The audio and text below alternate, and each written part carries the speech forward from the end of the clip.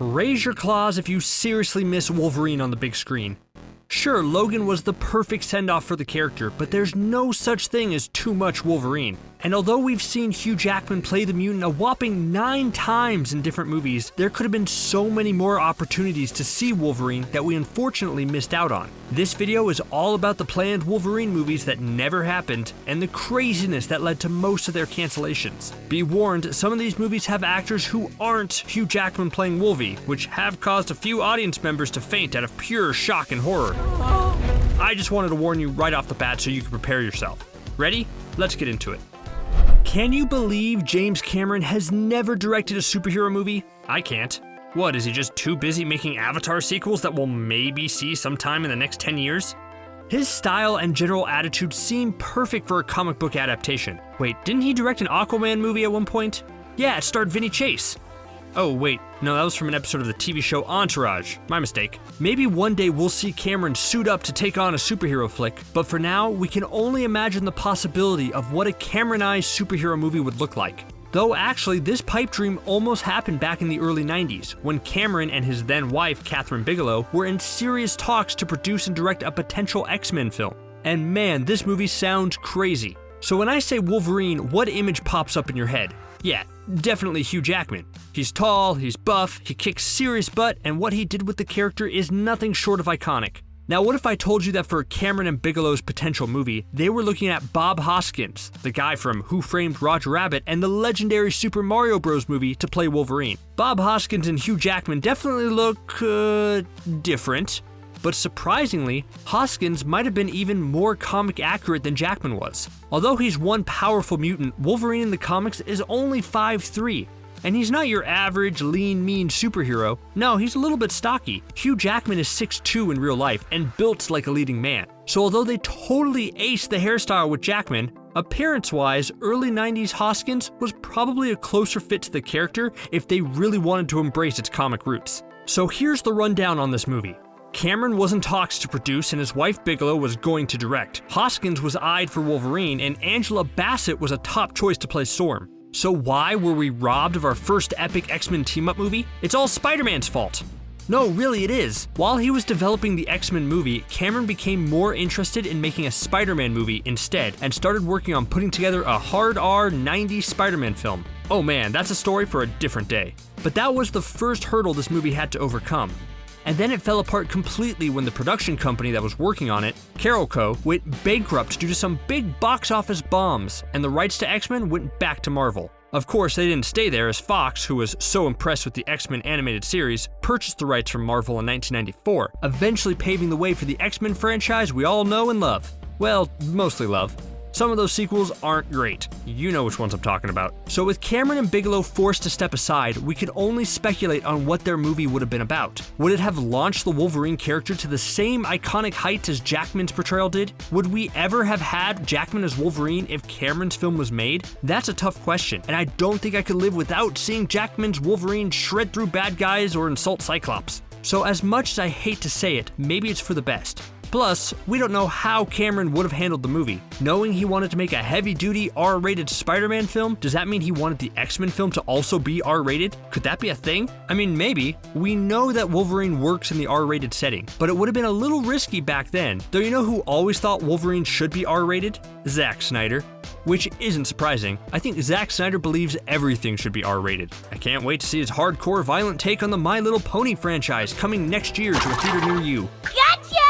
Fine, that's not true, but I'd believe it if I heard it. Anyway, back in 2007 when 300 was released, he gave an interview talking about how he wanted to make an R-rated Wolverine movie. He was quoted saying, "It would be cool, an R-rated superhero movie. That's just cool. I don't care what it is. Wolverine would be cool if it was rated R." So yeah, I think he thinks it's cool? I couldn't tell from the 7 times he said it in one sentence. Obviously, Snyder saw the potential of a darker Wolverine movie, and surprisingly, Snyder almost had the chance to direct not just 1, but 2 X-Men films. He was one of the names under consideration for directing X-Men The Last Stand, but was too busy with 300, and then again he was considered to direct X-Men Origins Wolverine, which he couldn't do because of Watchmen. And with his quote, it's a safe bet that he would have fought for an R-rated Wolverine movie. And on his own, that's perfect. But does the R rating work for the entire X-Men roster?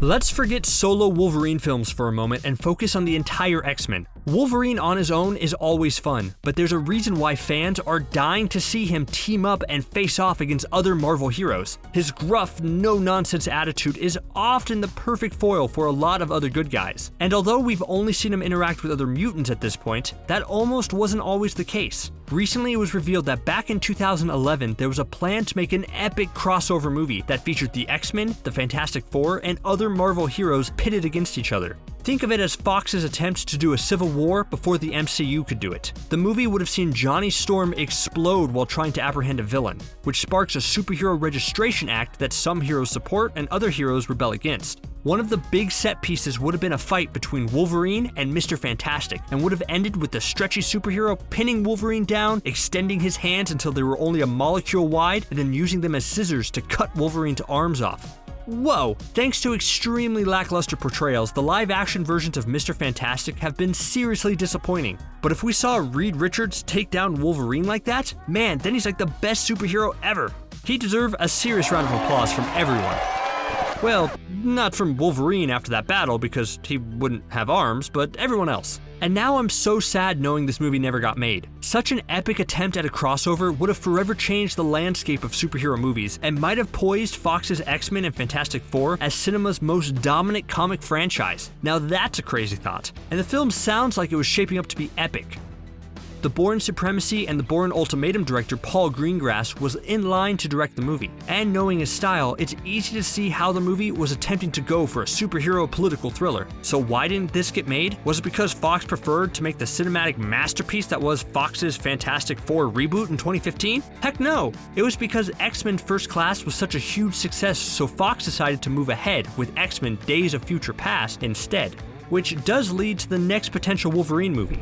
Although Days of Future Past was a big success, that wasn't always the plan for the franchise. First Class director Matthew Vaughn originally had a much different version for his new X-Men trilogy. Originally, Vaughn had intended to follow First Class with a film that he described as a new, young Wolverine in the 1970s. In an interview, he specifically mentioned casting Tom Hardy in the role. Stop and imagine that for a second. Tom Hardy as Wolverine? You know, that's not a bad pick. Hardy definitely looks like a man who could rock a pair of sideburns, doesn't he? And he has this look in his eyes that says, yeah, I've seen some stuff, so better not mess with me. So a film focusing on him would have been the next move in the First Class trilogy, even though it probably would break continuity with Jackman's cameo in First Class, but when has the X-Men franchise ever cared about proper continuity? If Vaughn's vision played out, then the trilogy would have ended with Days of Future Past that would have seen Jackman reprise his Wolverine role in the future and interact with his past, potentially Hardy-looking self, and probably pass the torch to the new actor. But of course, that didn't happen.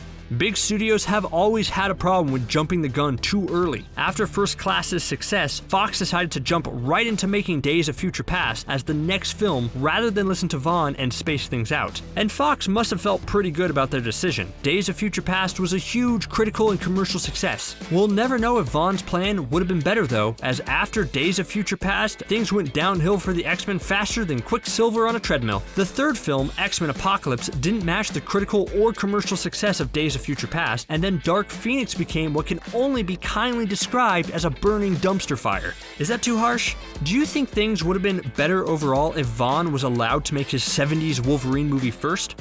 I'm not so sure. I love Wolverine, and overall think the character works perfectly in a solo adventure. Sure, I love his team-ups too, but when he's by himself, it gives us more of a chance to really dive into what makes this cigar-chomping Canadian tick, you know? And that's why this final canceled Wolverine movie would have been super interesting. If you know Wolverine comics, you know one of his most famous arcs is when he travels to Japan. When X-Men Origins Wolverine came out, Fox was already planning out the next movie, called The Wolverine, and it would follow Logan in his Japan adventure. Originally, Tom Cruise's BFF Christopher McQuarrie came on board to write a script draft, and visionary director Darren Aronofsky became attached to direct, though it wasn't long before there was a complete overhaul. Right before the movie was slated to begin filming, Aronofsky officially left The Wolverine. James Mangold was brought in to completely re-tinker and retool the movie in his own way. The end result is alright. The Wolverine is by no means bad, but it did really feel like a test run for Mangold to make the film he really wanted to make, which was Logan. Although I'm incredibly thankful for Logan, it would have been fascinating to see what the Wolverine would have been like under Aronofsky's unique eye. It could have completely reshaped the Wolverine character.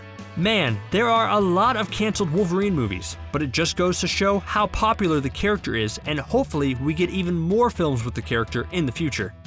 What movie would you have liked to see most, and what other actors would you like to see as Wolverine? Be sure to let us know in the comments below, and be sure to hit that subscribe button for more awesome content like this. Thanks for watching Screen Rant. See you next time, bub.